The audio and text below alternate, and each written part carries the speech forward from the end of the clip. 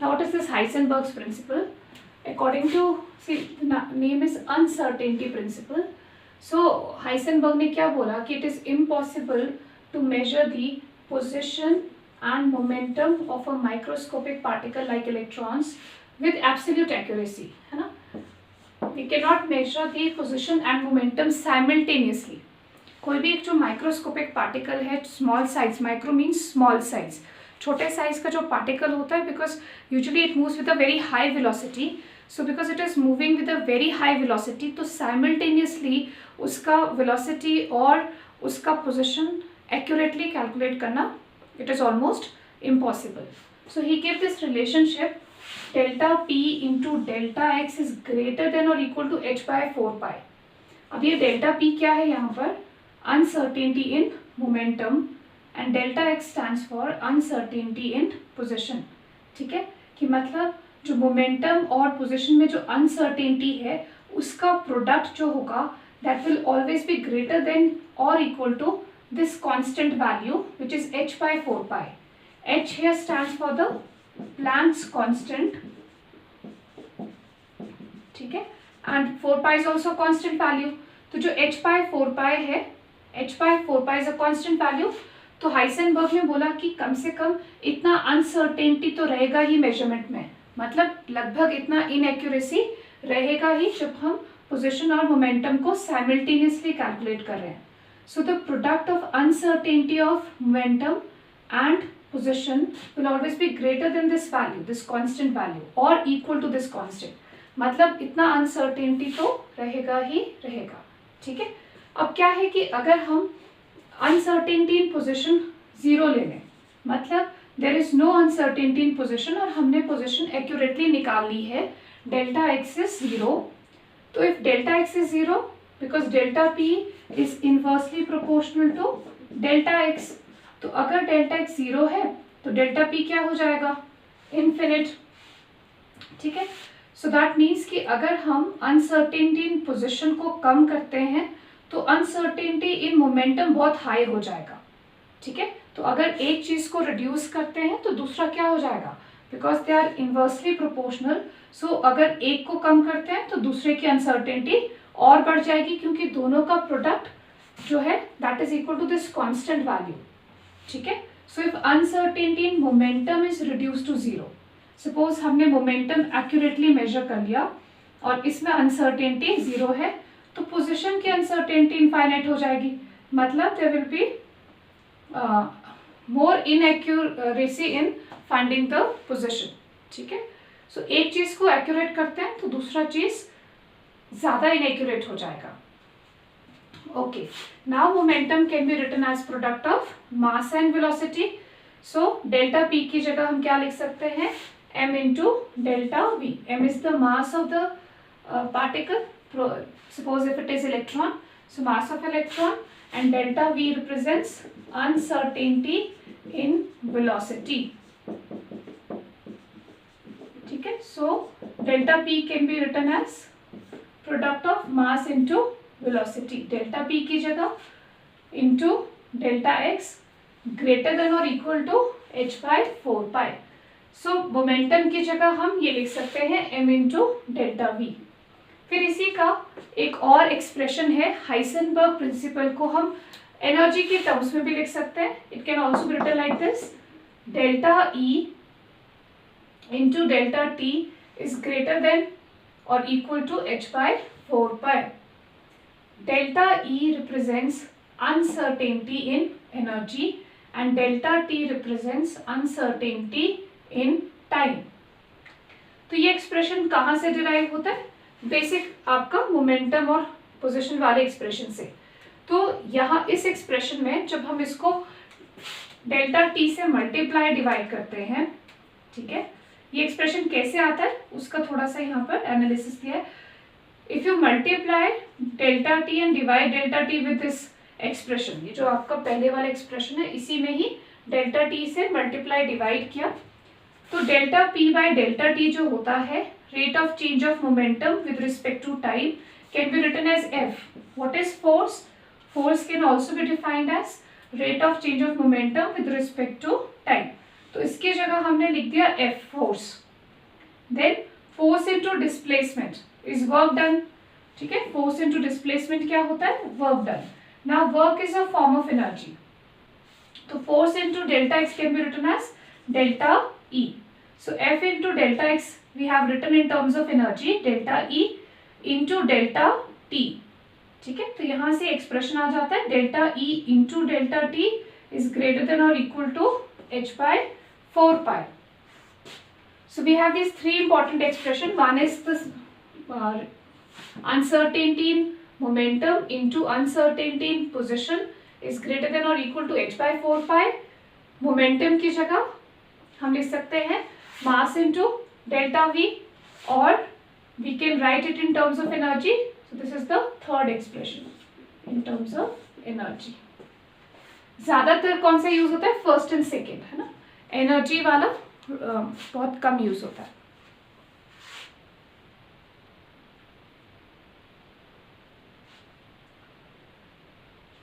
Generally क्या होता है, how do we locate the position.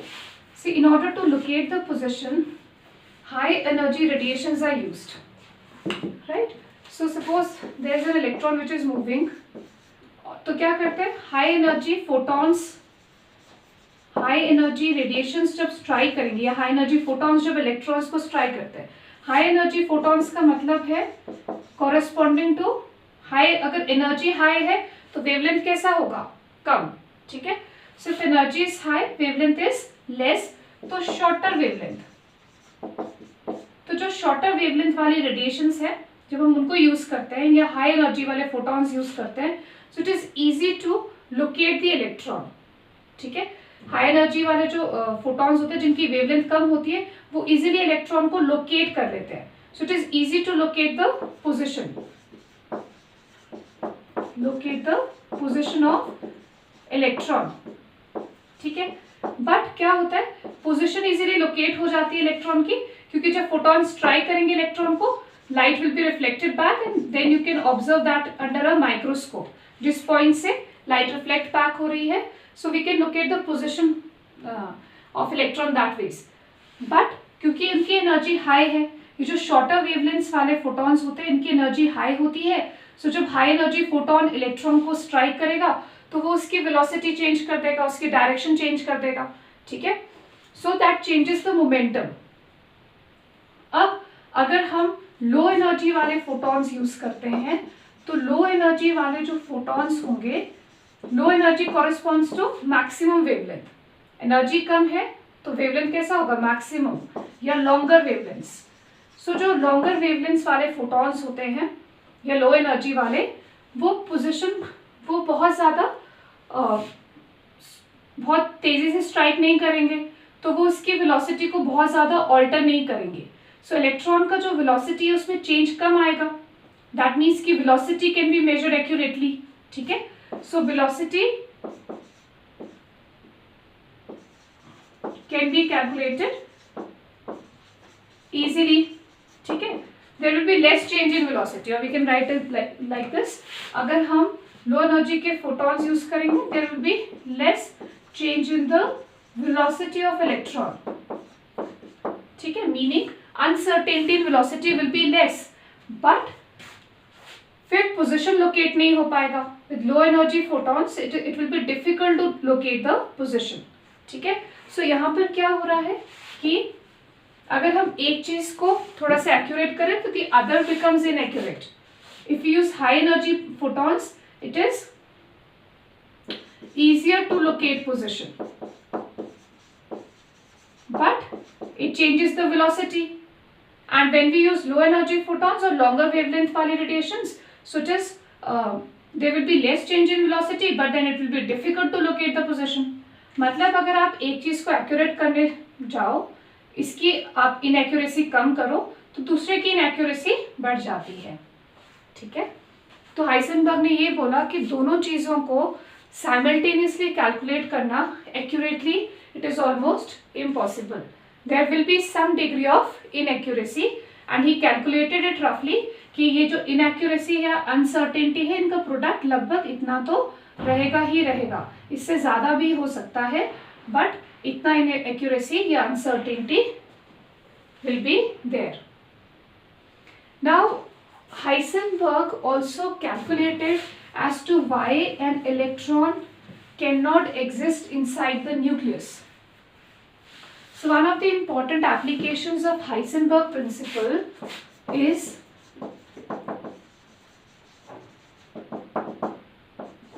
he calculated as to why an electron cannot exist inside the nucleus. Why an electron cannot exist inside the nucleus. See, जो nucleus का radii होता है that is generally in Fermis, है ना? तो radii of nucleus कितना होता है? It is in Fermis, 10 to the power minus 15 meters, right? इस ऑर्डर का रहता है रेडियस या डायमीटर ऑफ द न्यूक्लियस. अब अगर जो भी अनसर्टेनिटी होगी इलेक्ट्रॉन की वो भी इसी ऑर्डर में रहेगी. Radii of the nucleus is in this order in Fermi, so the uncertainty in position of an electron inside the nucleus. ठीक है, हम ये देख रहे हैं कि इलेक्ट्रॉन न्यूक्लियस के अंदर क्यों नहीं है, तो जो अनसर्टेनिटी उसकी पोजीशन में होगी वो भी सेम ऑर्डर में होगी. अब delta x will be in this order 10 to the power minus 15 meters. Mass of electron 9.1 into 10 to the power minus 31 kg. ठीक है, और यहां से हमें डेल्टा वी निकालना है, तो हम फॉर्मूला यूज करेंगे m into delta v into delta x equals to h upon 4 pi. Remember for calculation purpose हम ग्रेटर देन साइन इग्नोर कर देते हैं. कैलकुलेशन में हम इक्वल टू साइन ही रखते हैं, राइट? तो जब भी हम कैलकुलेशंस करें we can ignore the greater than sign. Now from here we will find delta v. So what is delta v equal to? Substitute the values and find out the value of delta V.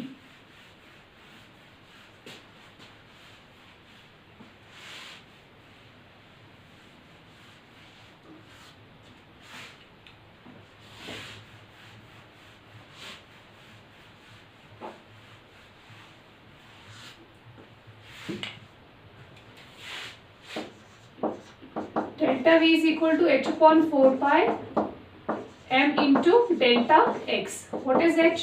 6.6 into 10 to the power minus 34 joule second. 4 pi is 3.14. Mass of electron 9.1 into 10 to the power minus 31 kg. And delta x is of the order of 10 to the power minus 15 meters. So when you calculate delta V from here, तो यहाँ से हमें uncertainty in velocity of electron पता चलती है जब वो inside the nucleus है. So when you calculate it रफली, देखो यहाँ पर अगर हम पावर्स को ही देखें, ठीक है, अगर हम ये वैल्यूज को छोड़ दें, सिर्फ पावर्स को देखें, minus 31 will cancel out, we left with -3. So -3 cancels out, so we are left with -12. ठीक है, तो 12 को ऊपर ले जाएंगे तो ये हो जाएगा 10 to the power 12. So roughly when you calculate all this, ये 4 into 3 आपके पास 12 आ रहा है ना, and 12 into 9 is approximately 108. So यहाँ पर ऊपर जो values है, if you multiply 6.6, so I am taking little approximate, so I have taken 4 into 3 12, 12 into 9 108. ठीक है, और ऊपर 6.6 है तो उसको हम कर लेते हैं 660. So I multiplied with 100 here, 660 upon 108 into 10 to the power 10. तो रफली कितना टाइम्स जाएगा? 100. 6 टाइम्स तो 600 है ना, 100 इंटू 6 तो 600 हो जाता है, बट ये 108 है, it will B 5 point something. So 5 point something into 10 to the power 10. रफली हमारा डेल्टा वी इतना आ रहा है. ठीक है, सो रफली कितना आ रहा है delta we? 5 point something into 10 to the power 10. Now 10 to the power 10 is a very high value. It is even greater than the velocity of light, क्योंकि हमारा जो velocity of light होता है that is 10 raised to power 8 meters per second. But okay, So the uncertainty in velocity is of the order of 10 to the power 10, which is greater than the velocity of light, right? Now because it is greater than the velocity of light, so itna high velocity ke sath to electron cannot exist inside the nucleus, right? So what does this prove? This proves that the electron cannot exist inside the nucleus, है ना? इतना high velocity के साथ एक electron nucleus के अंदर present नहीं हो सकता. So this is not possible. So Heisenberg ने ये प्रूव किया कि इलेक्ट्रॉन न्यूक्लियस के अंदर क्यों एग्जिस्ट नहीं करता है, right? And then another important, just like de Broglie's concept, Heisenberg's concept is only significant for microscopic particles, not for macroscopic. क्यों? क्योंकि यहाँ पर भी इनवर्सली प्रोपोर्शनल टू मास है ना? देखो अभी जो हमारा एक्सप्रेशन है that is m into delta v into delta x is greater than और equal to h by 4 pi. Now this uncertainty in velocity into uncertainty in position is greater than और equal to this value. Now यहाँ पर ये जो m है ये क्या है? मास. हमने जो मास वाला टर्म था इधर ले गए. अब जब ये मास बढ़ेगा तो क्या हो जाएगा? ये जो प्रोडक्ट है delta v into delta x ये क्या हो जाएगा? कम. सो जैसे जैसे मास बढ़ता जाएगा ये जो uncertainty in velocity and uncertainty in position है इन दोनों का प्रोडक्ट कम हो जाएगा. ठीक है. सो फॉर माइक्रोस्कोपिक पार्टिकल्स जिनका मास कम है uncertainty has a significant value, लेकिन जैसे मास बढ़ेगा तो ये अनसर्टेनिटी कम हो जाएगी. So almost negligible for macroscopic particles. ठीक है. So Heisenberg's uncertainty principle is significant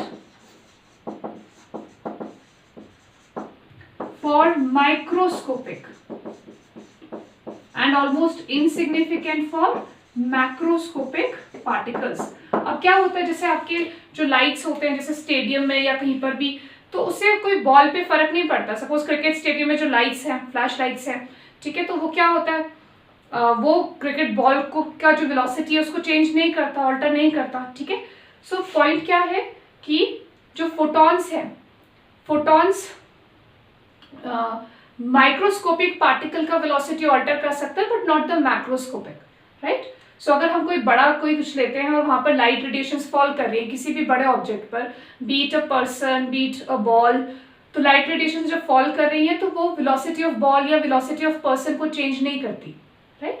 so photons का जो इफेक्ट है वो किस पे ज्यादा होगा? माइक्रोस्कोपिक पार्टिकल्स पर, right? So Heisenberg principle is significant for microscopic particles like electrons, protons, neutrons, the ones which have less mass, which are smaller in size. De Broglie की तरह ये भी lighter particles, microscopic particles के लिए ही significant है. For example, let's take a question on Heisenberg principle.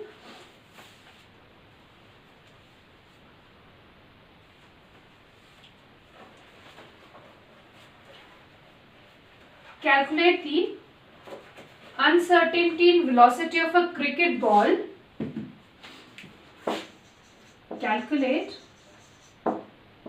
uncertainty in velocity of a cricket ball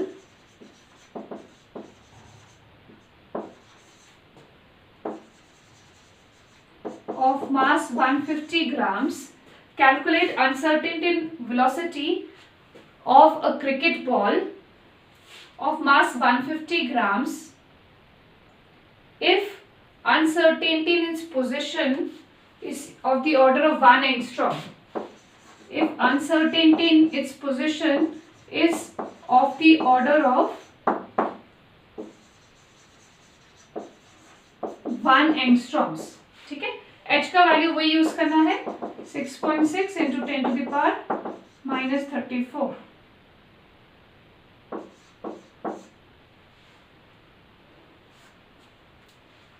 Calculate uncertainty in velocity of a cricket ball of mass 150 grams if uncertainty in uncertainty in position is of the order of 1 angstroms. Just be careful with the units.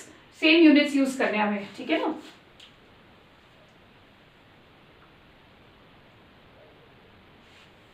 Joule second की जगह we can even write kg metre square per second.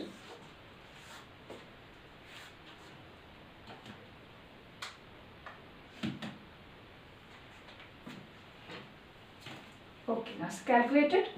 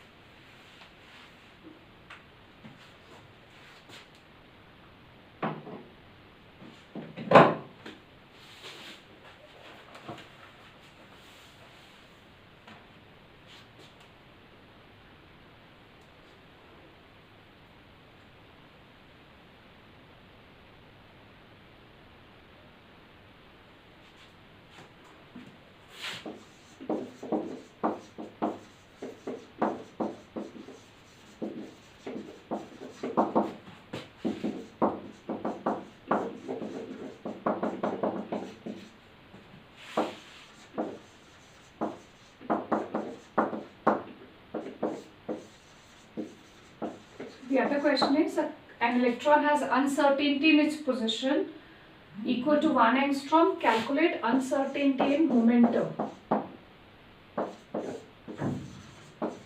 Calculate uncertainty in its velocity.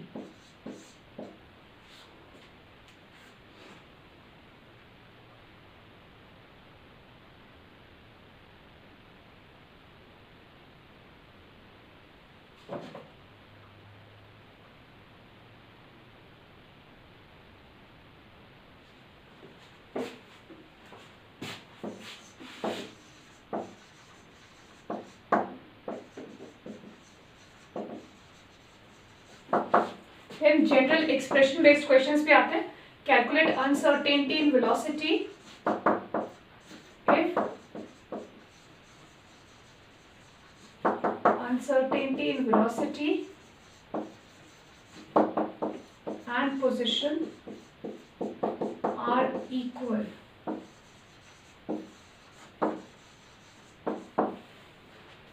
Okay, so calculate all these questions.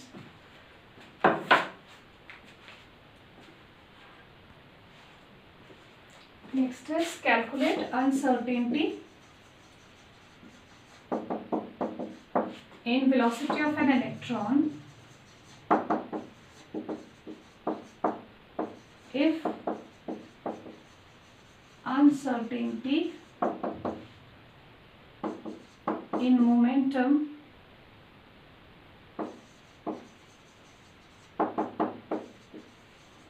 position and momentum are equal. ठीक है, तो expression based questions. Lastly the expression. Okay, now let's see the first question. Uncertainty in velocity find करना है, right? और क्या दिया है? Mass is given to you. तो यहाँ पर हम क्या फॉर्मूला यूज करेंगे? Direct formula m into delta v is equal to h by 4 pi, right? मास क्योंकि आपको क्रिकेट बॉल दिया है तो उसका मास भी गिवन है 150. उसे ध्यान रखना है कि हमने SI यूनिट्स यूज करने हैं. सो हमें फाइंड क्या करना है? Delta we.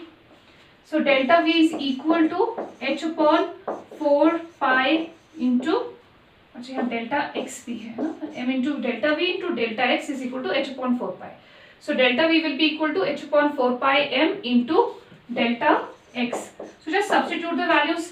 h का वैल्यू क्या है? 6.6 into 10 to the power minus 34. Then 4 into pi. Mass of cricket ball is given 150. So we'll divide this by 1000. ठीक है, to convert it into kilograms. क्योंकि हम SI units use कर रहे हैं तो वो थोड़ा सा ध्यान रखना है. So 150 by 1000.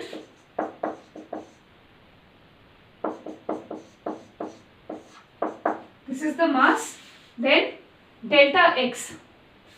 1 angstrom दिया है. So convert 1 angstrom into meters. 1 angstrom कितना होता है? 10 to the power minus 10 meters. So now we have taken all the SI units. ठीक है, तो उसको सॉल्व कर लेना है ना. H is already in SI units, kg meter square per second.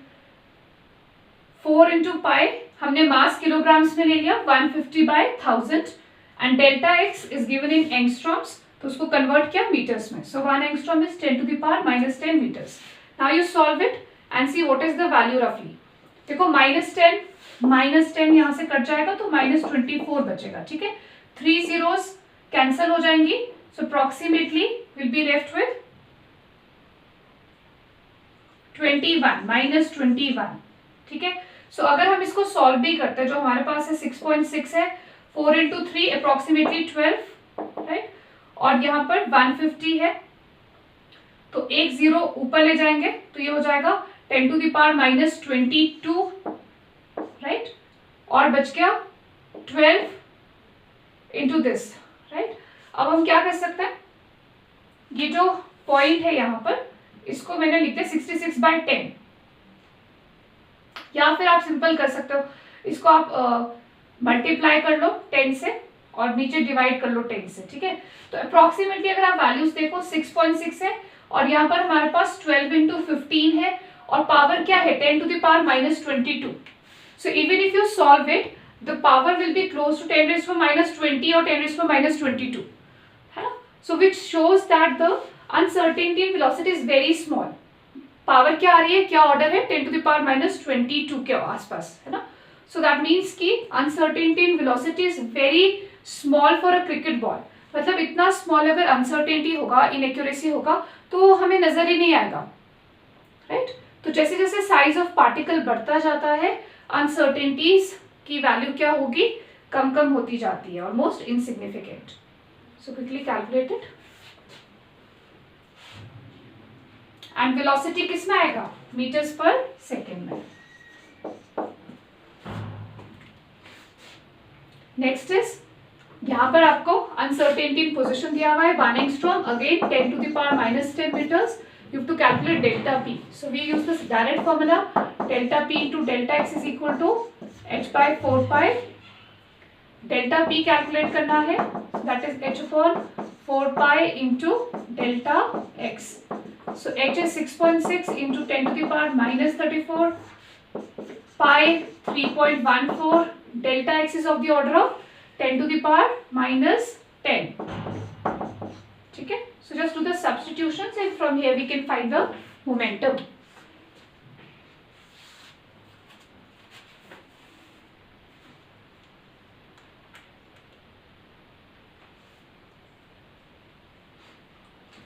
ठीक है, h का यूनिट होता है kg metre square per second और uncertainty in position is 10⁻−10 meter. So meter cancels out.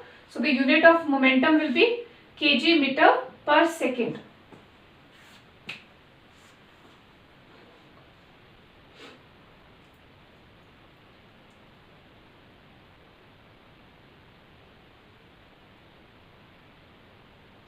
So once you've calculated delta P from the first part, आप directly delta V निकाल सकते हो यहाँ से momentum के through. ठीक है, delta P is equal to m into delta V. So you can calculate velocity from here, uncertainty in velocity, or we can use the direct formula m into delta V into delta x. अगर आपको directly delta V पूछा है तो हम ये formula use करेंगे, m into delta V into delta x is equal to h/4 pi. So uncertainty in velocity will be in velocity के units है ना, meters per second. अगर आपको डायरेक्टली डेल्टा वी पूछा है then you can use this. अगर आपने already delta P calculate कर दिया तो वहां से कॉरेस्पॉन्डिंग डेल्टा वी निकाल सकते हैं. M stands for the mass of electron.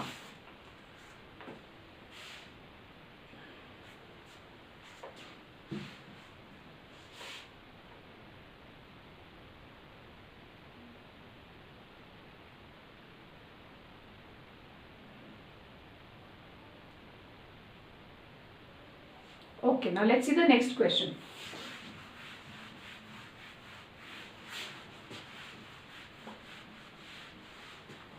So कई बार expression based question आ जाते हैं, जैसे यहाँ पर.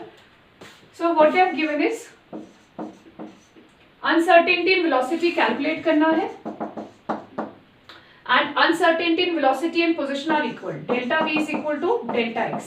Now what is the expression? Expression is m into delta v into delta x is equal to h upon 4 pi, right?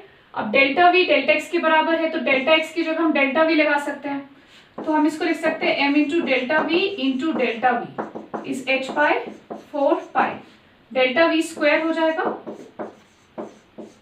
Is equal to h upon 4 pi. So what is delta v from here? Take m to the other side, h upon 4 pi m, और यहाँ square है तो दोनों तरफ square root लेंगे, तो delta v is equal to root of h upon 4 pi m. हमें actually delta v निकालना है, तो इसलिए हमने डेल्टा x को डेल्टा v लिया.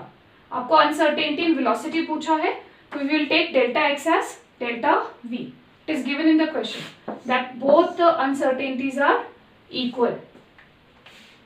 सो इस तरह के क्वेश्चंस आ जाते हैं जहां पर आपको एक्सप्रेशन फॉर्म में पूछा होता है कि डेल्टा v किसके इक्वल है.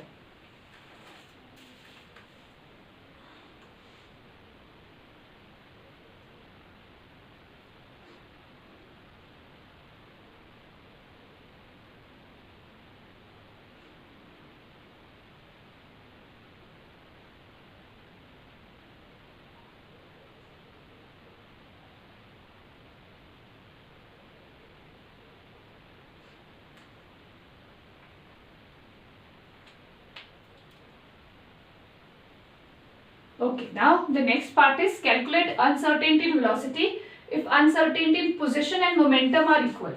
Now for the second part, हमें यही फाइंड करना है, right?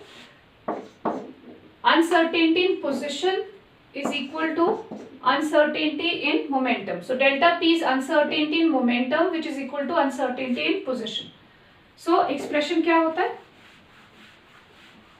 थोड़ा सा चेंज आएगा, delta p into delta x is greater than और equal to h by 4 pi. You can simply take equal to sign. So delta p is equal to delta x, है ना, तो delta x की जगह भी delta p लिख सकते हैं is h by 4 pi. So this can be written as delta p square since both are equal. Now हमें मोमेंटम की टर्म्स में एक्सप्रेशन नहीं पूछा है, वेलोसिटी की टर्म्स में पूछा है, तो मोमेंटम को वेलोसिटी की टर्म्स में लिखेंगे, mass into uncertainty in velocity, और स्क्वायर भी करना है. So now from here m square को इधर लेके जाएंगे, h upon 4 pi m square, और डेल्टा v का स्क्वायर है, so will take square root on both the sides. So delta v equals to h upon 4 pi m square. ठीक है, इसमें से आप m स्क्वायर का अगर स्क्वायर रूट लेते हो तो m बचेगा, 4 का स्क्वायर रूट लेते हो तो 2 बचेगा. ठीक है, सो you can also right it like this, either you can write it 1 upon 2m h by पाई. ठीक है, तो रूट 4 कर लिया और इसका रूट कर लिया m का, so you can write it as 1 upon 2m root h by pi. So delta v is equal to 1 upon 2m root h by pi. So इस तरह के expression based questions, they'll give you certain conditions, क्या किसके equal है, कुछ conditions दिया होगा, ठीक है, और उसके basis पे we can find the uncertainty in velocity, position, momentum.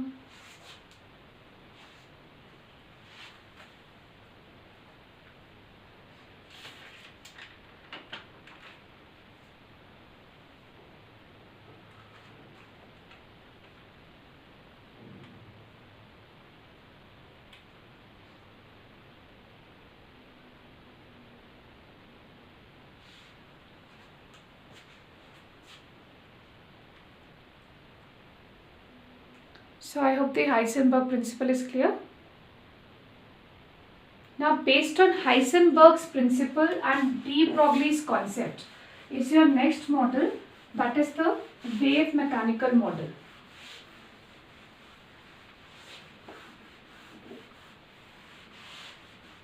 Okay, so based on these two concepts, so the next model is wave mechanical model.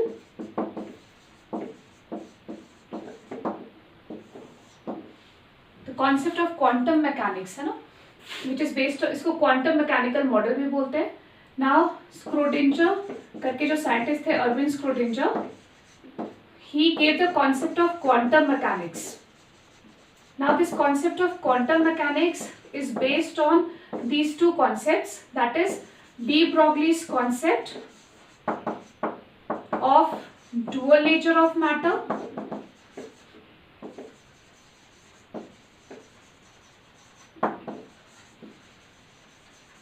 meaning जो material particles है they show the particle nature and the wave nature, and Heisenberg's uncertainty principle.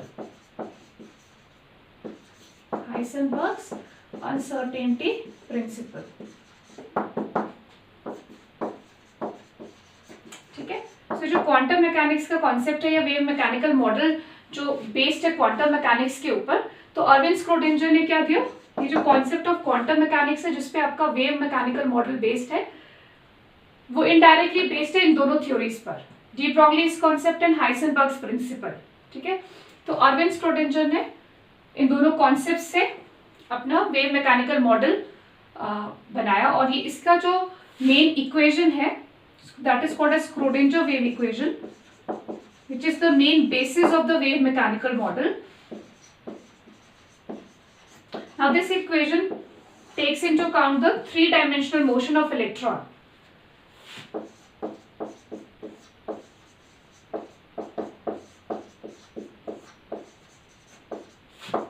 Del square psi upon dz square plus 8 pi square m upon h square e minus v psi equals to 0. Now this is the Schrodinger wave equation, one form of Schrodinger wave equation which is the main basis of wave mechanical model. तो wave mechanical model से related जो भी calculations है, जो भी यहाँ पर constants calculate हुए, ठीक है, एक्स वाई जेड क्या है इस इक्वेशन में, these are the space coordinates. अगर हम इलेक्ट्रॉन का 3 डायमेंशनल मोशन लेते हैं considering it to be a wave, ठीक है, सो एक्स वाई जेड क्या रिप्रेजेंट करता है, space coordinates. And what is the psi, psi is the wave function of the electron wave. What is psi, amplitude of the electron wave. So in case of, जैसे normally हम wave का जो amplitude होता है उसको ए लिखते हैं, लेकिन इलेक्ट्रॉन वेव के केस में जो एम्पलीट्यूड होता है इलेक्ट्रॉन वेव का that is read as psi. So psi here is called as the wave function. So this is a second order partial differential equation, and psi here represents the wave function or the amplitude of electron wave. X, Y, Z are the space coordinates. M is the mass of electron. H is Planck's constant. E represents the total energy of an electron. And V represents the potential energy of an electron, right? And psi is the wave function. Rest बाकी constants है 8 pi.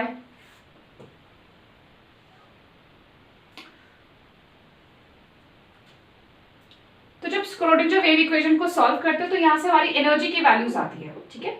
Energy of electrons can be, total energy of an electron can be calculated from here. And again जो यहाँ से energy की values calculate होती हैं, they are quantized, just like we had quantized values of energy in Bohr concept, the same way we have quantized values of energy calculated from this equation. And from here we can calculate, we can find psi. ठीक है, this psi gives us the amplitude of the electron wave, and square of psi, this is square of amplitude gives you the intensity. In the same way square of psi gives us the intensity of electron wave. Intensity का मतलब यहाँ होता है probability density, or you can call it as electron density at a particular point.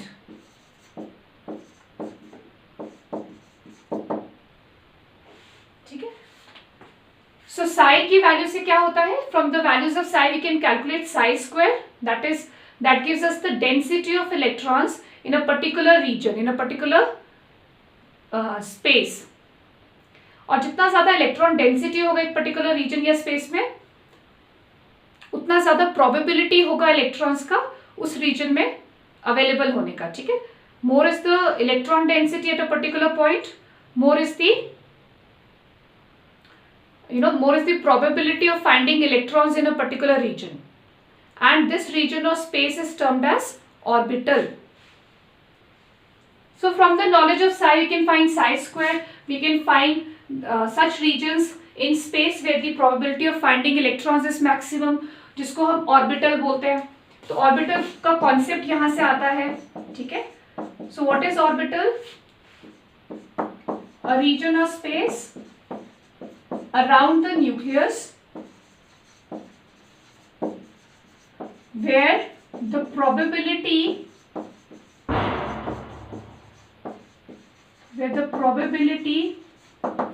of finding electrons is maximum. ठीक है. So how do we define an orbital? A region of space around the nucleus where the probability of finding electrons of particular energy is maximum. ठीक है. So from the calculations of psi we can find psi square. Psi square gives you the electron density in a particular region of space, and from the the electron density or probability density we can this concept of orbital comes in. Orbital क्या है? ऐसा region of space around nucleus जहाँ पर probability of finding electrons is maximum. तो ये जो Schrödinger wave equation है, इसी के सोल्यूशन से कॉन्सेप्ट ऑफ ऑर्बिटल्स निकल कर आता है. देन द साई को डिफाइन करने के लिए जो कॉन्स्टेंट्स हम यूज करते हैं, NLM, है ना, the quantum numbers, they are also calculated from this equation. So concept of quantum numbers comes in from this Schrodinger wave equation. The concept of orbital, concept of quantum numbers, right? So इसकी applications हैं ये सारी कि wave mechanical model में जो ये Schrödinger equation है, इसके थ्रू हम एनर्जीज ऑफ इलेक्ट्रॉन निकाल सकते हैं.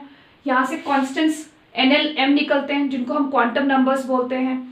And from the concept of probability we can find the region of space. Different types of orbitals have been defined. ठीक है. तो ये सारा इसके अंदर हम पढ़ेंगे.